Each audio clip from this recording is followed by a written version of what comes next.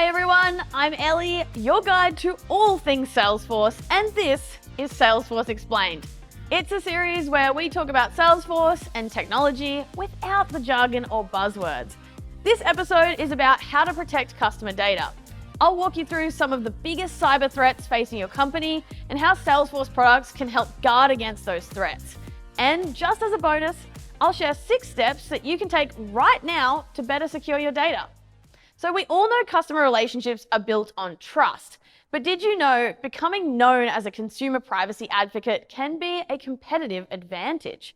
It can really strengthen your brand. The thing is, trust is a huge priority at Salesforce. No, really, it's Salesforce's #1 value. So we can't do a Salesforce Explained without talking about how important it is to keep your data secure. So I'm going to hit you with some stats just to make sure this is super clear. According to a recent Salesforce survey, over 90% of consumers said their trust in a company makes them 1, more likely to buy that company's products and services, 2, more likely to be more loyal to that company, and 3, more likely to recommend that company to others. It's a trust trifecta because trust drives sales, trust builds loyalty, and trust encourages word of mouth recommendations. Now, when it comes to customer data and privacy, the trust customers have in your products and services includes the idea that you won't sell or otherwise use their personal information without consent. So while you may need to invest some time and resources to comply with data privacy laws, that investment will reap benefits by building trust with your customers. And with Salesforce, you know it always comes back to your customers. Protect your customers to protect your business. Speaking of building trust, Salesforce has embedded ethical guardrails into its development of all its AI products, so you can rest assured that your data is safe. All right, we now know why data security is so important. So let's talk about the 4 most common security threats your business faces. There's an old saying, know thy enemy and know yourself. In 100 battles, you will never be defeated. I think that was either Sun Tzu or my mum who said that one, but I forget. But the point is, if you want to win a battle, it helps to know what you're fighting against. So here we go. First, there's phishing. Phishing with a PH. And it gets its name from, you guessed it, fishing with an F. Why? Well, it's because both involve using a bait and a hook to get your prey. So let's break it down. Phishing is a social engineering tactic that tries to trick victims into giving up sensitive data. How? By pretending to be a trustworthy person or an organization. So the attacker sends a message posing as a trusted entity that needs some information from you. Maybe they're claiming to be a bank or a popular company that you have a subscription with, and they're just checking up on some suspicious activity on your account. That's the bait. An email, text message, voice call, or other message with a made-up but compelling reason for you to hand over your passwords or credit card info. Take the bait, and you wind up giving out sensitive information to the bad guys behind the scam. And let's be honest, these scammers are clever, and it can be really easy for even the smartest person to fall for a phishing scam. Then there's malware. Malware is a software that infects your computer without you knowingly installing it. There are tons of different kinds of malware out there, and they're often passed from computer to computer through attachments to emails or links sent through messages. Open the attachment or click the link, and the malware downloads and installs itself in your system. From there, the damage that's done depends on the specific malware. It can include stealing your data, locking your computer until you pay a ransom to unlock it. That's called ransomware. Or just wreaking total havoc and erasing your data from the inside. Next, the brute force attack. Brute force is when someone just straight up tries to guess your password. Except it's not a person guessing, it's a computer program that can make up to 1 billion guesses per second. Yikes.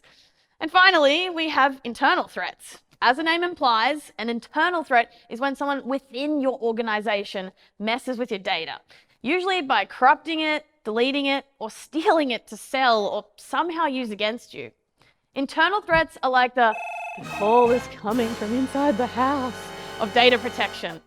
And now that we're familiar with some of the big threats against your data, what are we going to do about them? Well, the first thing you can do is use Salesforce. I know, of course I would say that, but it's not just talk. As I mentioned earlier, trust is Salesforce's #1 core value. Salesforce's security features secure and protect your data and applications, and they enable you to empower your users to do their jobs safely and efficiently. Here are some examples. Salesforce makes it easier to keep your data compliant with local laws and industry regulations, so you're always checking that box. Salesforce has tools to anonymize data, so if you have developers building and testing new apps and functionality, you aren't putting customer data at risk. And when your devs launch awesome new apps and features, it's easy to monitor threats by seeing who accesses what data, when, and from where. And if you're thinking of migrating from an older system, even a system that's built on post-it notes and spreadsheets, you painstakingly handcrafted yourself, well, Salesforce helps you easily protect older data to ensure you meet privacy regulations and even keep your data off the public internet entirely. Talk about stealth mode. But Ellie, I hear you say, you promised us 6 tips for securing our data. Don't worry, I got you.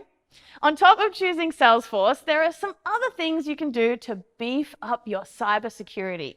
All these things can be done without spending a ton of time or money. So let's go. Number 1, block access to known malicious or harmful websites using antivirus software or firewalls. This one's pretty straightforward. There are a bunch of websites out there that are just known to be sketchy. Whether they use non-secure connections or try to trick you into downloading malware, your best bet is to block access to these sites so nobody in your organization can accidentally open up your network to a threat.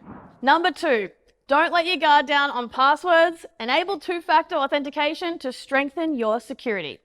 See, the thing is, passwords aren't enough anymore. You know when you log into mobile banking and after you enter your password, you then have to enter a code or approve a notification on your phone? Well, that's called two-factor authentication, or 2FA for short. It adds an extra layer of security when anyone logs into your network. This can help prevent security breaches in the event that a bad actor gets a hold of a legitimate user's login credentials. And just like your personal mobile banking app, Salesforce's multi-factor authentication helps you manage identity and privacy for your business. It adds an extra layer of security for experiences that capture sensitive consumer data. Number 3, regularly back up your data, but schedule it for a time that doesn't interfere with your work. Did you make a backup? Did you make a backup? Did you make a backup? Oh, I don't know about you, but I have had that question ingrained in my brain since I first started using computers. I never want to lose an important project ever again. I have backups on backups, baby. And you can set up an automated program so your data is backed up regularly. You should schedule backups for lunchtime or in the middle of the night so they don't interfere with working hours. And ideally, you'll want at least 2 backups. One on a physical drive that you can access and a second offsite in the cloud. So you can recover vital business data even if things go really wrong. Number 4, 2 words, software updates. Always keep your apps updated. While it may seem like an afterthought, today's software is routinely updated not only with new features, but new security protocols as well. Keeping your employees' desktops, laptops, phones, and other devices up to date will help you maintain your overall security profile. Number 5, use tools like event monitoring to monitor data access and enforce security policies. One of the best things about software is you can use it to do the grunt work for you. Salesforce helps prevent insider threats by tracking user activity. The system makes it easy to see which employees are accessing and downloading what data. Event monitoring is software that keeps track of who's accessing what data when. Use it to alert you to any suspicious activity and to help you enforce your security policies. And number 6, drum roll please, review app usage patterns. Just like it's a good idea to use event monitoring to alert you to strange activity on your network, it's also smart to review app usage patterns regularly. Whether it's a malicious app posing as a legit utility or somebody knowingly accessing something they shouldn't be, keeping tabs on what apps are being used on company devices and the company network is an important link in your security chain. Hey, you know what? Here's one more bonus pro tip, just because you're an awesome audience and I do not want to see your data get breached. Okay, take a small business risk assessment test so you can zero in on your security vulnerabilities before they become liabilities. There are plenty of free and paid resources out there to help you conduct a thorough assessment of your organization to help tighten up security, no matter how big or small your business is.